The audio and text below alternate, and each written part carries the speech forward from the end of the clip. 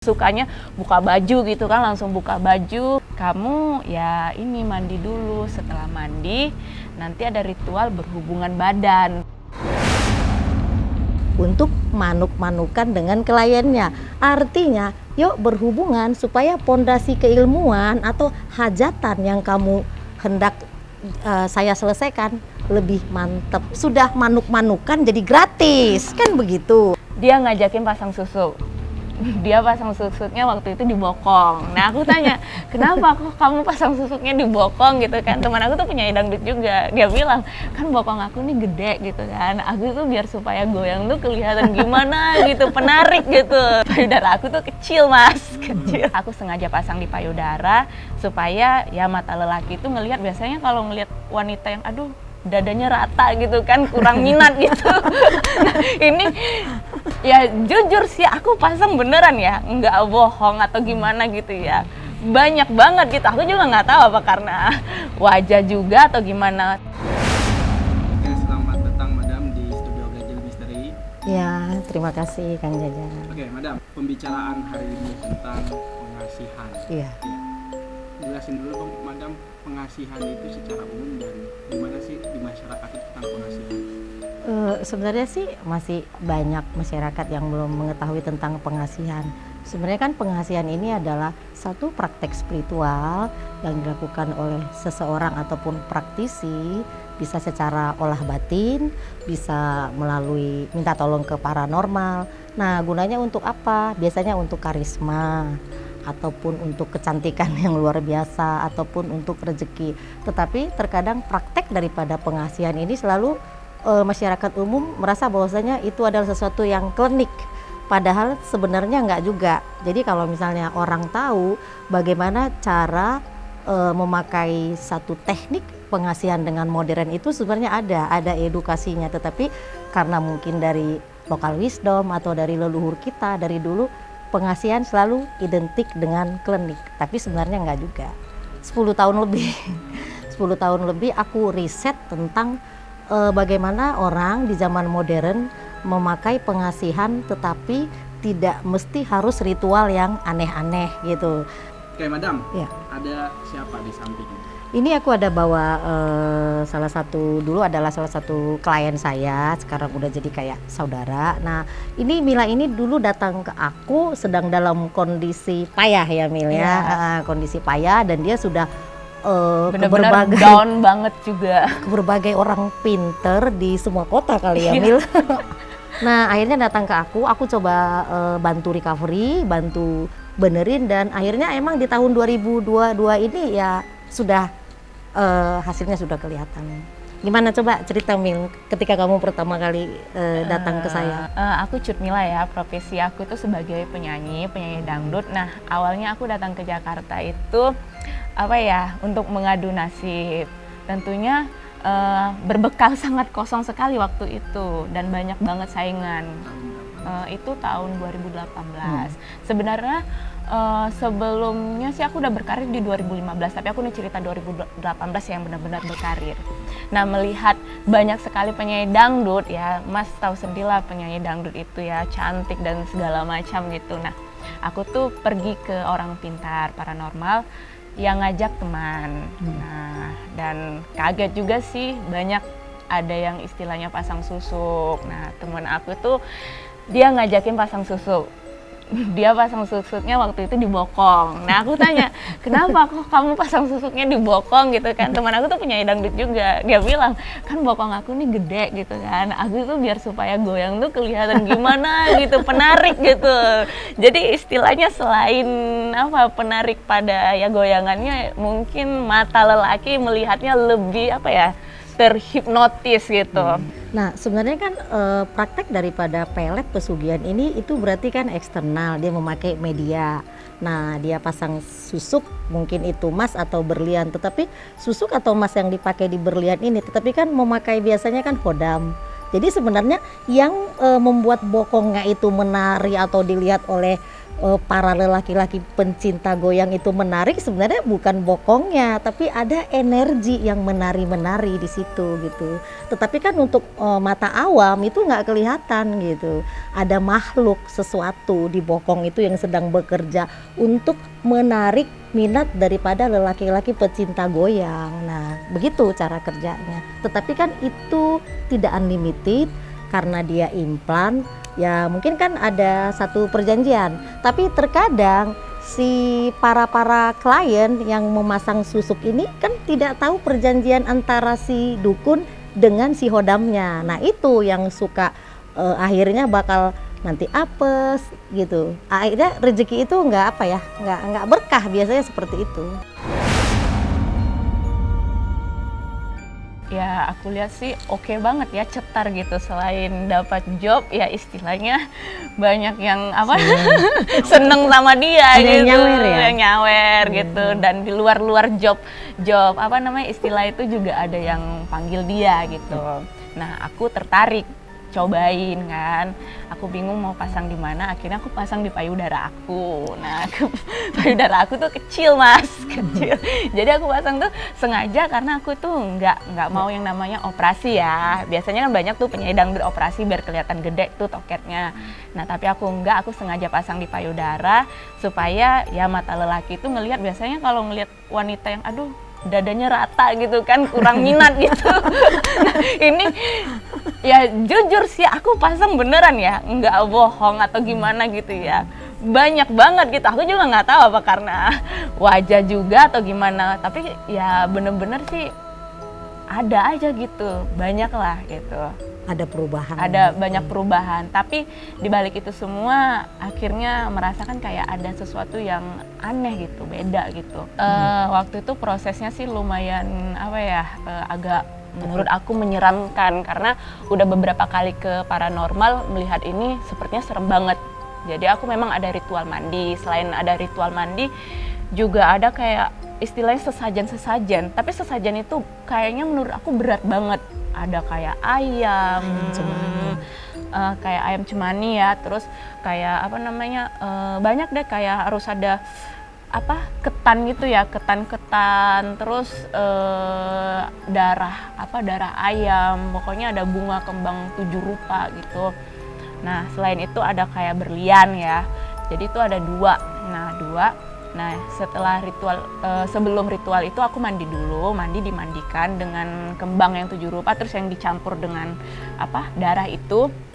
Setelah itu baru dipasang susuk. Nah tapi awalnya sih deg-degan banget gitu kan, soalnya baru pertama banget dipasangin susuk gitu. Dipasangnya di sini. Tapi mintanya tapi yang cewek, madam, nggak mau cowok kan. Kalau cowok emang aku Kalau cowok kan harus buka. Iya harus buka, takut.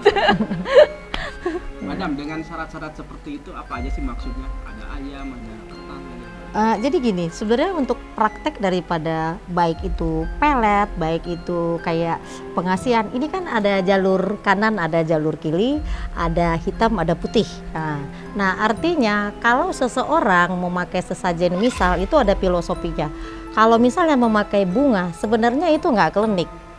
Pakai bunga kembang setaman, artinya ketika kamu memakai bunga ini atau memandikan ini, maka kamu akan dilihat orang cantiknya seperti kembang setaman. Kalau misalnya pakai jajanan pasar, maka rezeki kamu seperti pasar. Tetapi biasanya kalau sudah memakai darah itu DNA, bukan hanya praktek daripada pelet pengasihan memakai darah. Bukan hanya darah ayam cemani sebenarnya, yang lebih parah itu memakai darah sendiri, itu lebih ampuh.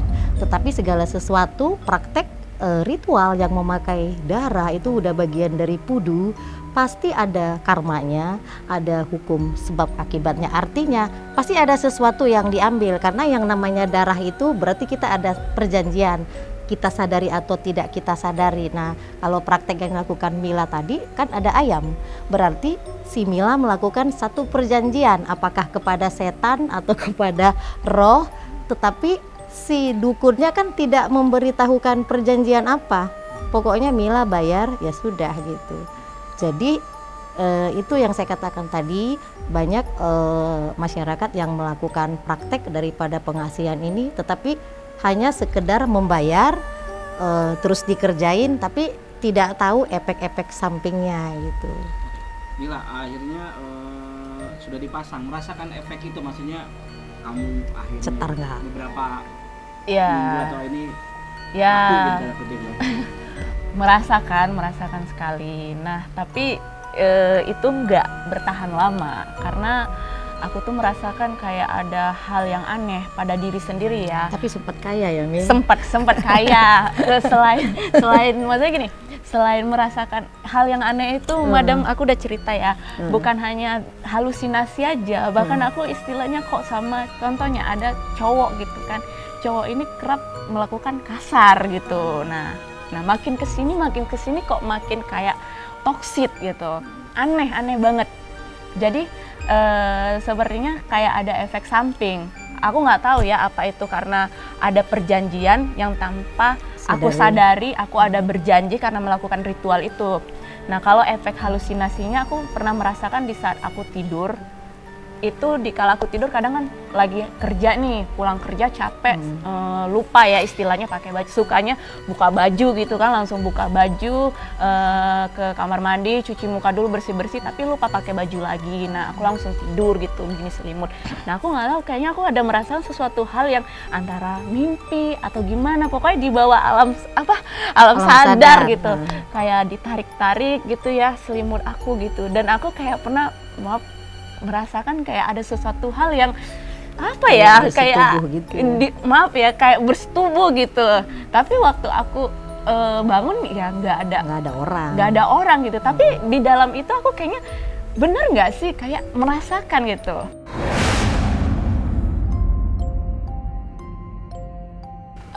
Job-job kayak apa namanya, nyanyi gitu ya, off air ada lumayan gitu kan.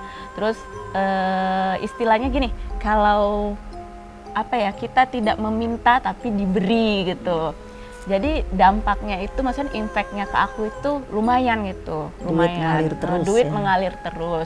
Nah, tapi ya lama kelamaan ya setelah aku merasakan hal-hal halusinasi seperti itu, terus ketemu istilahnya ada orang kenal gitu kan, kita pernah dekat gitu, kok malah maksudnya bertindak kasar gitu kan.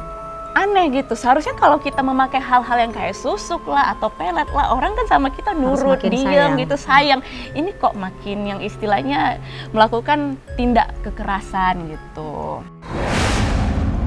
Ya, jadi begini, biasanya dalam praktek baik itu pelet ataupun pengasihan memakai jasa paranormal ya, seperti saya bilang tadi, si dukunnya kan nggak ngasih tahu perjanjian apa. Nah, mungkin kemarin ketika Mila memakai susuk itu, Mila tidak tahu kalau susuk yang dimasukkan ini di media berlian itu berarti kan ada hodam, ada entitas, ada makhluk goib ya. Nah, saat pertama kali Mila memakai makhluk goib ini, tentunya kerja dong makhluk goibnya, kerja cari uang. Nah, terkadang si dukun ini kan nggak kasih makan lagi nih si hodam yang di dalam susuk. Nah, akhirnya dia meminta kepada si ini. Nah, dia kan bingung mau kemana, si tuannya di sana ndak manggil dia. Ini masa si hodam itu kan tidak dikasih tahu berapa lama. Akhirnya si hodamnya ini bingung mau kemana. Nah, akhirnya ya itu, dia merasa ya ini wadah ini dia bisa pakai. Apalagi kalau yang dipakai itu biasanya kalau untuk susuk itu biasanya banyak dari hodam-hodam kayak kuntilanak atau ya sejenis kayak om-om gondo gitulah. Kalau biasanya kan cuma ngambil sesambetan itu artinya dia tidak pelihara makhluk goibnya, ambil aja masukin gitu. Nah, roh-roh yang penasaran adalah roh yang bisa diperintah atau jiwa-jiwa yang gentayangan itu bisa diperintah. Nah, akhirnya ya dia memakai si Mila, itu kan bagian daripada energi Mila dipakai untuk dia hidup, bahkan secara goib dia ditiduri. Nah, itu yang saya bilang efek. Nah, ketika Mila sudah dipakai, otomatis kalau misalnya dia punya pacar, si pacar kan merasa nggak nyaman karena si hodam yang di badannya kan selalu merasa ini milik aku loh. Nah, jadi si cowok pun nggak bisa dekat ke dianya, akan kerasa panas, gesekan. Nah makanya dia bilang tadi awal pertama pakai susuk cetar, banyak duit, banyak yang suka, atau ujung-ujungnya malah bercerai, malah kena KDRT. Nah itu efek samping daripada orang yang memakai susuk. Pada akhirnya ketika kontrak sudah selesai, nah itu bisa kemana-mana, bahkan kadang-kadang bisa apes melulu sih biasanya. Dan kadang orang ada memakai praktek susuk ini banyak yang gila juga tanpa disadari stres, itu bisa jadi.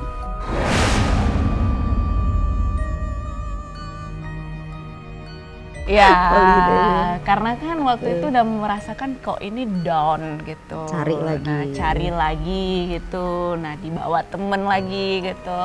Nah, ini dukunnya cowok. Nah, waktu itu dia ya biasa sih ritual-ritual biasa perdukunan gitu. Nah, yang anehnya gitu, next esok-esoknya kok sering WA saya gitu. WA-nya bukan hal yang untuk masalah-masalah ritual, malah good morning gitu kan, udah bobo gitu kalau udah malam gitu. Nah, ujung-ujungnya dia tuh mau menawarkan ya istilahnya kamu mau ini lagi nggak, misalnya biar lebih cetar nih dijamin gitu, bener-bener kamu bisa lebih cetar dan kamu bisa lebih kaya gitu. Terus saya tanya, emang buat ritualnya gimana gitu, saya tanya. Ini ada ritual yang lebih dahsyat. Apa, saya tanya. Nah terus dukun itu bilang, kamu ya ini mandi dulu, setelah mandi nanti ada ritual berhubungan badan. Wah saya di situ langsung gimana ya baca, lemes, kaget. Ini tapi terpintas sih, wah ini dukun cabul gitu. Menurut saya dukun cabul. Nah akhirnya saya nggak datang ke dukun itu, karena kalau yang sampai berhubungan badan itu ya kalau benar, kalau nggak benar kan enak dukunnya dong, rugi dong saya. Pada zaman dahulu kala kayak ritual itu dikatakan linggayoni. Kenapa dahulu kala Ken Arok segitu banyak selirnya, ada salah satu dia tertarik dengan Ken Dedes. Nah dengan ada ratu ataupun dengan banyak selir, tapi yang masuk dalam sejarah pasti Ken Dedes. Nah ada memang wanita-wanita tertentu yang punya pamor bagus, apabila misal bersetubuh dengan seseorang yang pamor bagus juga untuk satu keilmuan, tetapi itu tidak ada sebenarnya rasa nafsu, atau itu tantra. Jadi ada satu ritual namanya tantra. Nah sebenarnya di tantra itu sendiri mereka tidak berhubungan. Nah, jadi memang ada, tetapi banyak praktek dari spiritual memakai basic daripada keilmuan tantra ini untuk manuk-manukan dengan kliennya.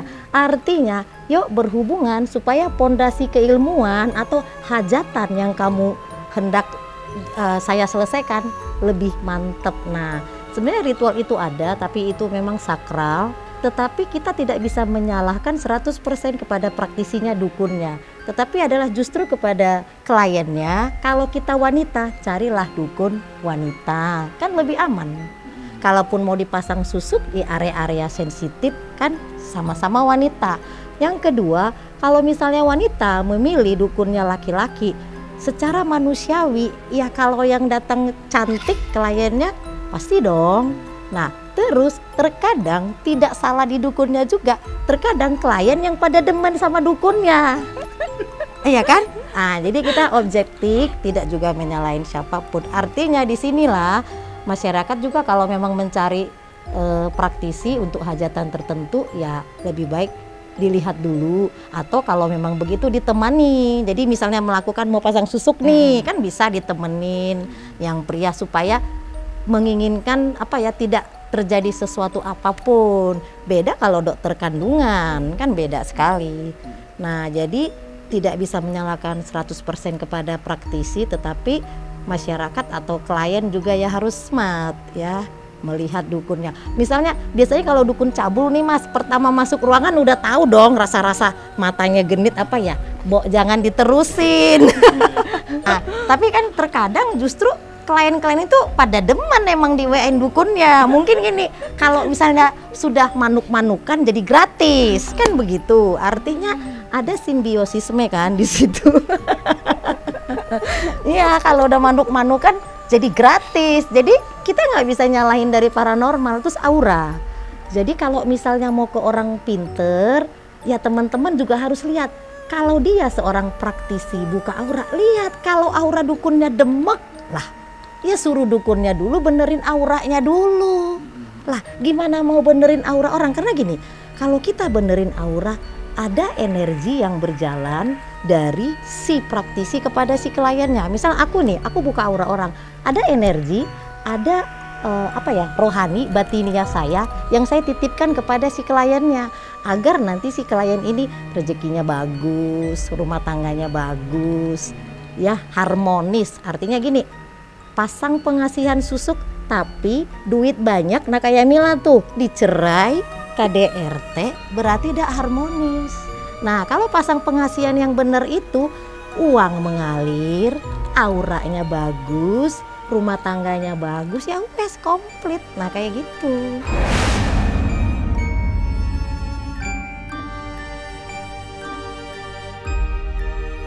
Jadi waktu itu saya dibawa teman ketemu sama madam itu di sebuah kafe, dan waktu itu juga nggak sengaja waktu itu Aku kenal waktu madam mau syuting, kenal, aku langsung ditarot tuh gratis lagi waktu itu. Memang baik banget. Aku ditaruh tuh emang keluar semua ya madam ya, cerita hidup aku gitu. Nah si madam nawarin yang namanya hipnoterapi. Aku sih belum tahu ya, belum pernah tahu, belum ngerti gitu ya gimana gitu kalau madam hipnoterapi. Ternyata madam ini beda gitu daripada perdukunan yang lainnya gitu kan. Beda banget jujur. Di awal aku tuh sama madam bukan melakukan ritual yang sebelum-sebelumnya, jadi aku tuh diberesin dulu, istilahnya kayak disembuhin dulu luka batin aku di software dengan cara di hipnoterapi ya madam ya, di hipnoterapi. Jadi sebelumnya aku punya luka batin yang sangat yang sangat parah lah gitu ya, kayak dihipnotis istilahnya. Nah setelah dari itu akhirnya madam tahu ya harus apa nih yang diberesin dari akunya gitu. Akarnya.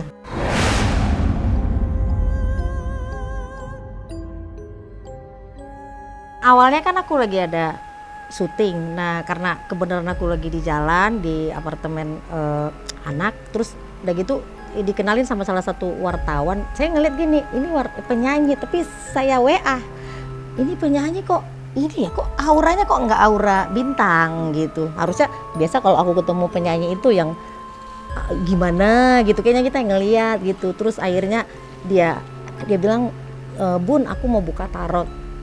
Terus awal buka tarot itu kebuka gitu. Terus aku cuma bilang kalau sekedar buka tarot ini kan hanya prediksi, saya nggak bisa bantu kamu kalau setengah-setengah. Nah kalau mau kamu datang ke klinik saya, nanti kita cari akarnya dulu, karena model daripada kayak pengasihan, buka aura di aku itu semuanya by proses, nggak ada yang cuma dimandi bunga itu, nggak. Jadi saya harus cari dulu akar daripada kenapa auranya nggak kelihatan, kenapa rezekinya nggak jalan, terus kenapa hidup nggak harmonis. Berarti kan ada salah satu yang harus saya beresin, akar daripada permasalahannya. Nah kalau misalnya kita cuma mandiin aura, berarti itu hanya seperti implan, hanya touch up, itu hanya sementara. Tapi kalau kita udah cari akarnya di mana, maka auranya akan permanen dan dia bisa recovery sendiri. Artinya saya tidak membuka aura orang, tetapi saya mengajarkan bagaimana dia bisa membuka auranya sendiri gitu. Jadi aku kayak kasih arahan-arahan dan itu permanen. Aku pegang Mila itu nggak sampai 3 bulan ya, nggak sampai 3 bulan itu langsung Bun aku udah beli apartemen, aku udah beli mobil. Artinya ya turut senang gitu, senang ngelihat. Dan ketika ketemu lagi saya ngeliat, oh auranya udah beda ya. Ya begini jadinya gitu. Prosesnya begini, kalau orang buka aura ke aku tuh biasanya emotional healing. Artinya aku harus ngeberesin dulu segala sesuatu yang ngebuat dia bermasalah. Jadi aku sih bilangnya itu emotional healing. Aku memakai sedikit kayak hipnoterapi lah, kayak hipnosis kayak gitu.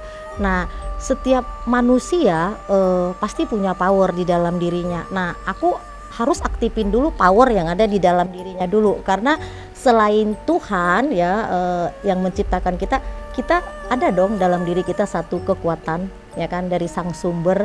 Nah itu, nah di diri manusia itu sebenarnya ada titik-titik yang bisa mengaktifkan aura, berarti itu power dari dalam. Nah manusia itu sebenarnya mempunyai katakanlah susuk yang paling ampuh, pengasihan yang paling ampuh, yaitu kita punya hormon. Jadi di setiap bulu-bulu ini ada hormon, tapi kan nggak semua orang bisa aktifin. Nah kalau kita bisa mengaktifkan hormon ataupun endorfin yang ada di tubuh kita, maka itu otomatis kita tuh nggak usah pakai susuk-susuk lagi. Itu udah memancar kayak getaran mas, seret gitu. Siapa yang dituju gitu. Prosesnya sih, aduh, kayak apa ya? Pokoknya semuanya tuh keluar gitu. Apa yang ada di Muntah. apa namanya? Pokoknya dimuntahkan istilahnya. Apa yang ada di pikiran kita, di hati kita, dendam masa lalu, yang namanya istilahnya apa namanya? Keinginan-keinginan apa namanya pencapaian kita ke depannya seperti apa gitu kan, terus kisah-kisah lalu gitu. Jadi semuanya tuh keluar, seolah-olah aku tuh kayak terhipnotis gitu, ingin mengeluarkan, istilahnya sih curhat ya orang sekarang ya, curhat gitu. Jadi sampai aku nangis-nangis gitu karena bener-bener Lagi sedih. apa yang ada di dalam hati dan pikiran saat itu yang aku keluarkan. Benar-benar aku tuh benar-benar mengeluarkan air mata ya madam ya, Nangis dia. nangis. Kan kemarin praktek ke mana pergi ke paranormal. Nah energi-energi yang tersisa ini harus di uninstall. Nah ketika energi-energi yang dia bawa ataupun tadinya memang masang susuk, nah itu kita beresin, baru aku bisa Dibuang dulu ngeaktifin ya. ya. Jadi aku harus bisa aktifin aura dalam dirinya, harus ngeberesin dulu, dirapiin dulu yang kemarin gitu. Keduanya biasanya itu baru aku mengaktifkan titik-titik meridian. Setelah itu baru mengadakan ruatan. Kenapa harus ada ruatannya? Karena kita punya leluhur. Itu kayak seperti seremoni doa kepada ibu yang melahirkan kita. Ya, kalau misalnya ada ibunya biasanya aku cuci kaki ibu. Nah, kalau nggak ada orang tua biasanya kita ruatan. Nah, ruatan itu nanti dikasih ke anak yatim. Setelah itu baru mandi bunga biasanya begitu. Sekarang udah bagus, tapi kan biasanya kita setiap 3 bulan atau 4 bulan biasanya aku suka beresin lagi gitu, beresin lagi. Jadi aku kayak hipnosis lagi, aku transfer energi lagi biasanya kayak gitu buat klien-klien. Nah ini coba ya Mil, kita hipnosis lagi ya biar lebih cetar di tahun 2002. Ada yang bisa bantu buat pegangin? Aku akan coba melakukan satu praktek pelepasan daripada energi-energi negatif ya, mungkin pergi dari mana atau pernah ke paranormal mana, masih ada sisa-sisanya. Oke Mila, silakan kamu rileks ya, hanya fokus ke nafas dan suara saya. Dalam hitungan ketiga, ketika saya menekan dahi kamu ya, kamu akan berada di satu tempat yang sangat indah, terserah di mana aja yang kamu suka. Sekarang rileks. Saya hitung 1 sampai 3. 3 2 oke 1. Nah Mil, Bunda mau tanya nih sama kamu ya, pencapaian dalam hidup kamu kira-kira untuk di 2022 ini apa? Pengen lebih sukses. Pengen lebih sukses.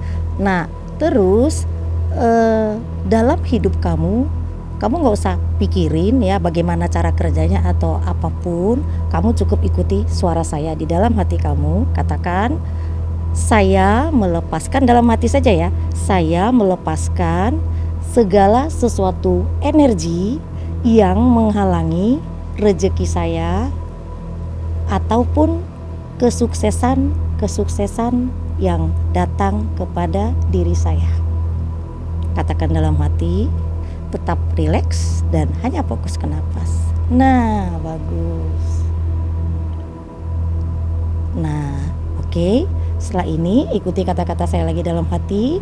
Saya terhubung kepada Tuhan di dalam diri saya dan saya mengaktifkan seluruh aura yang telah diberikan Allah Subhanahu wa taala agar diri saya terlihat agung, mangli,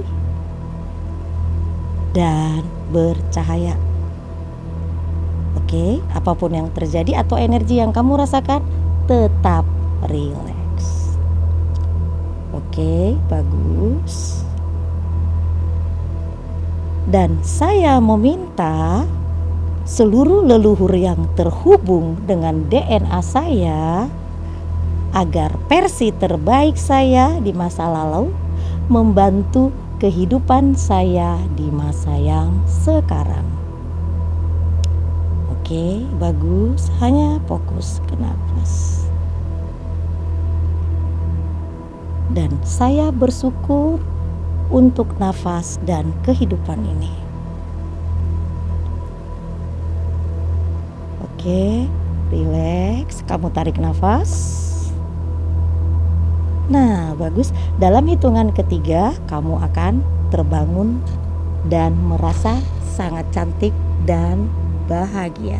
Saya hitung 1, 2, 3. Op.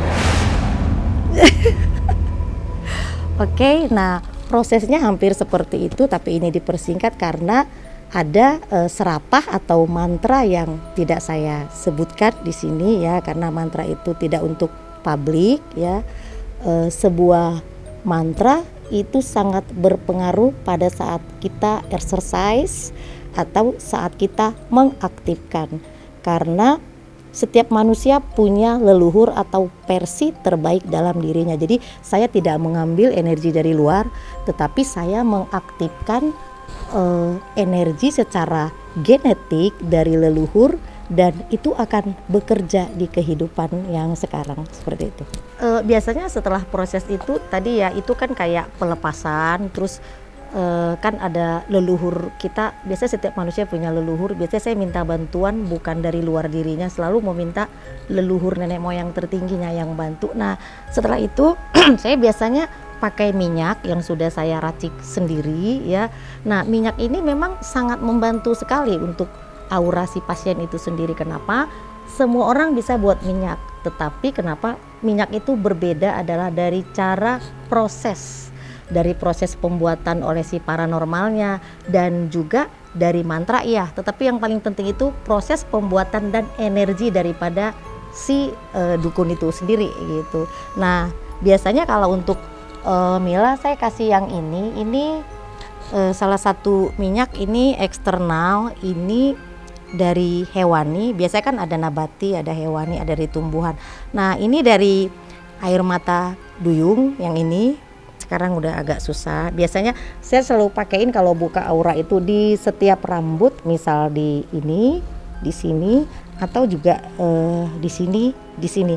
Tapi biasanya ini kan pada saat pengaktifan ada di beberapa bagian tubuh yang harus diaktifkan. Ya di sini saya tidak kan harus buka baju kan.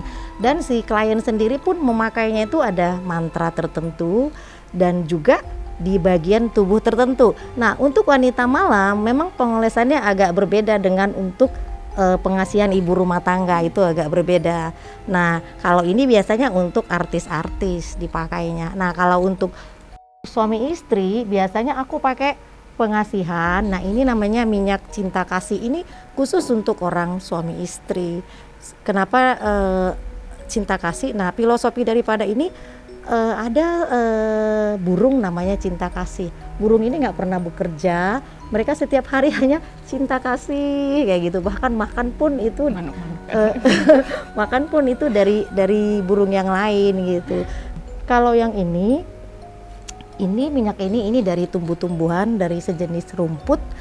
Ada beberapa rumput di Nusantara ini bahkan dari luar negeri yang bisa memberikan aura seseorang itu lebih baik, bahkan untuk birahi.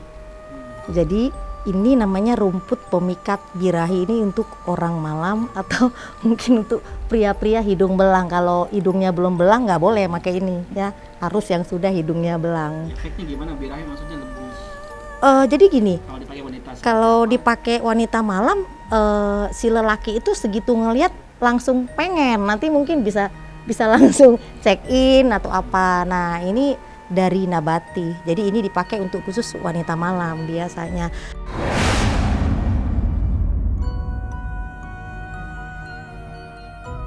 Ya itu semuanya kembali pada diri kita sendiri ya, yang dibilang Madam tadi harus hati-hati gitu. Kalau kita pengen gitu istilahnya membuka aura gitu, pergi ke paranormal, setidaknya berpikir-pikir dulu. Harus lihat track record siapa yang mau kita datangi dulu gitu. Nah apalagi kita nih, kayak saya perempuan, nah lebih baik datangnya ke perempuan gitu, laki-laki datangnya ke laki-laki. Sebenarnya sih nggak masalah kalau kita datangnya ke laki-laki, cuma kalau nggak kita harus ditemenin gitu, ditemenin temen perempuan atau temen laki-laki biar lebih safety aja. Pesan saya sih kepada audiens ya, Allah Subhanahu wa Ta'ala sudah memberikan kita satu kekuatan ya, dimana kita emang sudah tertulis secara destiny, secara takdir ya seperti ini, tapi kita diberikan kewenangan untuk mengaktifkan seluruh ya energi yang ada di dalam diri kita. Nah kalau sebenarnya kami ini ya paranormal, praktisi, hanya sebagai perpanjangan tangan daripada Allah untuk membantu mereka-mereka yang memerlukan bantuan, tapi selebihnya ya tetap Allah yang berperan dalam segala hal. Saya Madam Louis dan Cut Mila mengucapkan terima kasih. Assalamualaikum warahmatullahi wabarakatuh.